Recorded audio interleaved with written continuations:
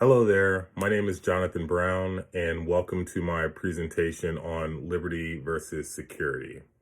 Before I get started, I'll just give a little bit of background of why I felt this research topic was important and why it interested me. Since September 11th, 2001, the United States has been absolutely determined not to allow a second 9/11 to occur. Um, but with that, what sacrifices do the American public um, have to accept in order for America to stay safe? Uh, that's a good question, and that's a question that many people do not ask. Do not ask. Out are our freedoms as safe as we are? Um, and I ask that because in this post 9/11, um, in post 9/11, there were wartime decisions that were made. Those decisions were made by legislators in Washington D.C., which gave rise to the U.S. Patriot Act. Also, along with that came the U.S. Department of Homeland Security and a flurry of other federal agencies and federal powers that did not exist before 9/11. Um, Americans today, there are so many generations of Americans that will not understand the level of freedom that was afforded to Americans pre 9/11. You only know the post 9/11 culture and security apparatus.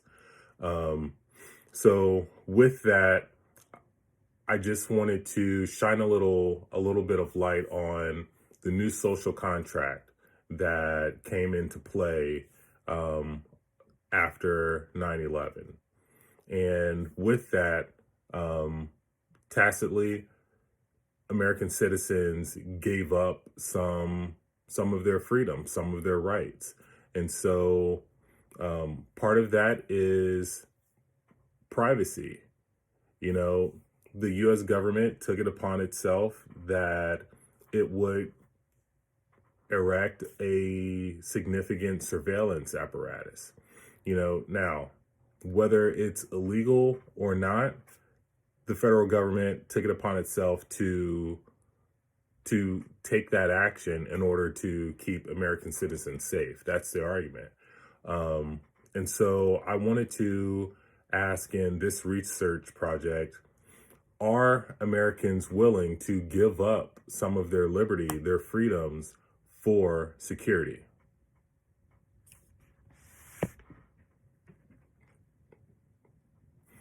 So, coming into the project, um, I kind of believe that I had this figured out, because I was around um, September 2001. I've seen this play out. So my hypothesis was, yes, people are willing to give up their freedoms for security. Um, and then I found myself asking, does gender play a role?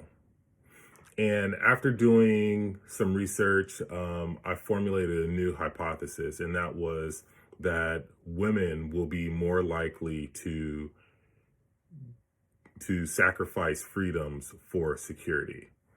All right, and that was based on research that we will discuss later on in the literature review.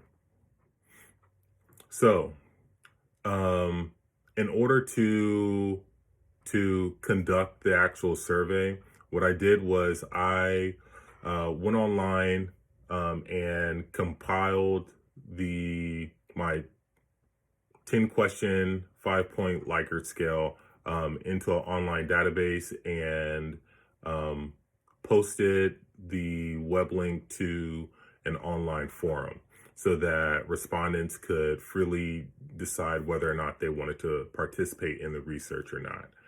Um, so potential respondents had the opportunity to review the consent form and continue on through the process if they wish to participate in the survey study. So my actual research survey was posted online to an online forum for 5 days, from Wednesday morning all the way through Sunday evening. Within that time period, there were 46 respondents, and their data was extrapolated from the online survey into Microsoft Excel. And from there, I was able to get a tally for each of my respondents and their Likert scale response.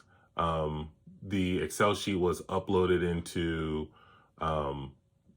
IBM's SPSS statistical programming, and that is where I ran a whole host of descriptive statistics and correlations. Now, from running the statistics, what stood out most was obviously the means. So I was testing for their willingness. So out of all of my 10 Likert scale questions, I took the mean of each of those questions and ran those against the gender. All right. And so ultimately, my descriptive, as you can see there on the handout, the descriptive statistics for willingness, it actually revealed a overall mean score of 3.715 with the standard deviation of 1.6. So for me, this indicates that yes, there is a willingness to sacrifice or give up a degree of freedom or liberty for security. Out of that data set, you can also see that the mean for male respondents was 3.48, while the average for female respondents was 3.995. All right. So with that, okay, that right there in itself demonstrates that the female respondents within my survey, they did have a higher willingness to give up freedom for security, for safety.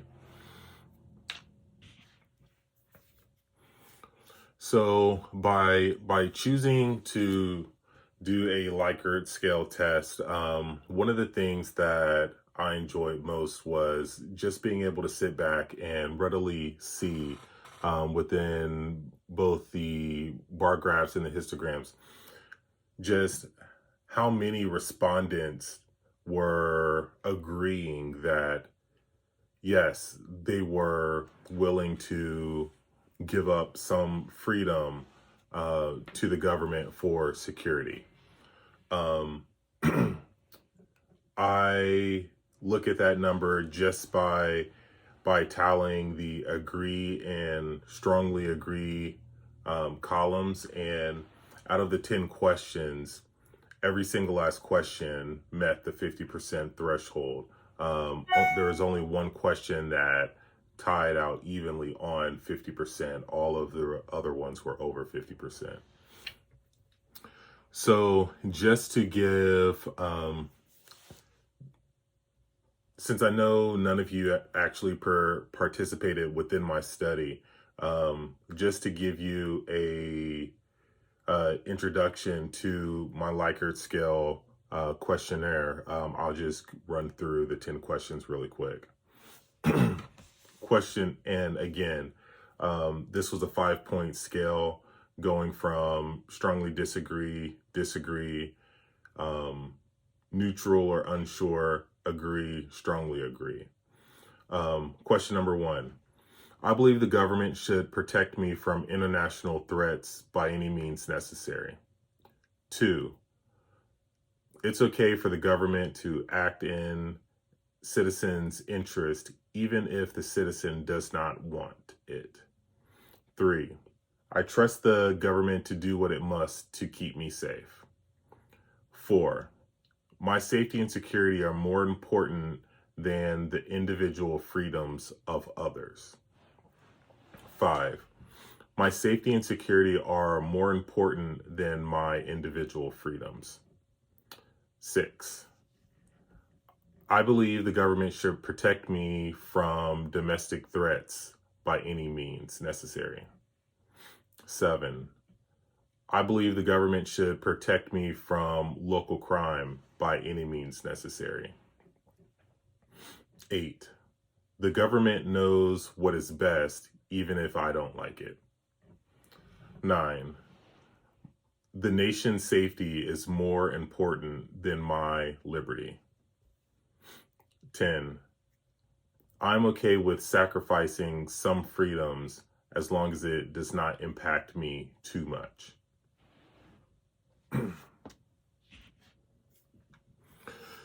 So out of those 10 questions, there were 2 that really stood out to me.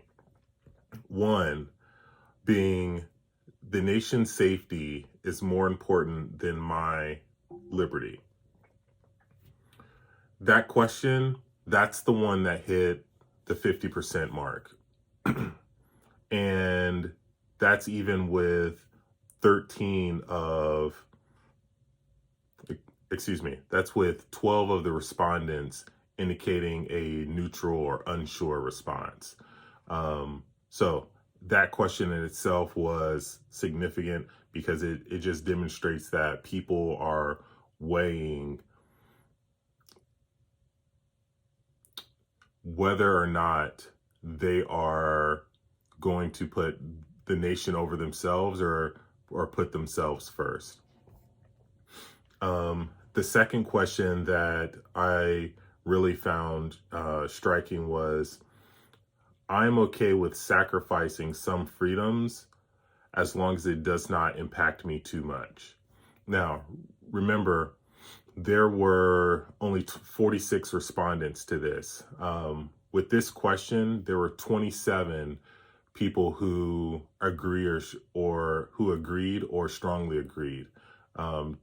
So 27 people that were definitely agreeable, and 27. And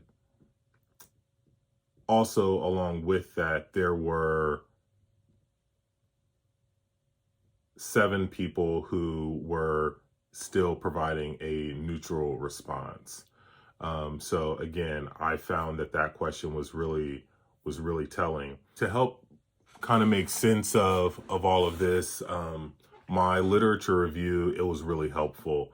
Not only was there a lot of scholarly information on liberty versus security, but I also found really helpful articles about fear. And in particular, there was this meta-analysis on fear appeals. And basically, it demonstrated that when people are presented with a danger or a threat, if you provide them with a solution to that, to help, something that will help mitigate or manage that fear or threat, they're more susceptible to go along with whatever your suggestion is. And so I found that was extremely interesting when it came down to my own set of questions that I was asking on my Likert scale in my survey. Namely because even though I am asking about threats and willingness, the question in itself is presenting that there may be a possible threat or some type of danger. And it goes back to the fear pill. By the nature of the question, I'm providing sort of a out, that the government is willing to help manage or mitigate or save you from this threat, from this danger. And so, looking back at the fear pills research, I can see how just asking the question and involving a solution, people might be more inclined to go along with that solution and just take the out and say, yes, insinuate that, yes, the government can solve this for me. Um, and I'm not trying to say that there's anything um, that my questions skew or taint my research or anything like that, because ultimately that's real world application right there. Um, if if people are provided that situation within their life, okay, within their day to day, an event happens, the government is there with the response, people are inclined to go along with that response, with that messaging that, okay, this is what we need to do in order to mitigate or manage this threat or future threats. That's real life application right there. And so I just thought that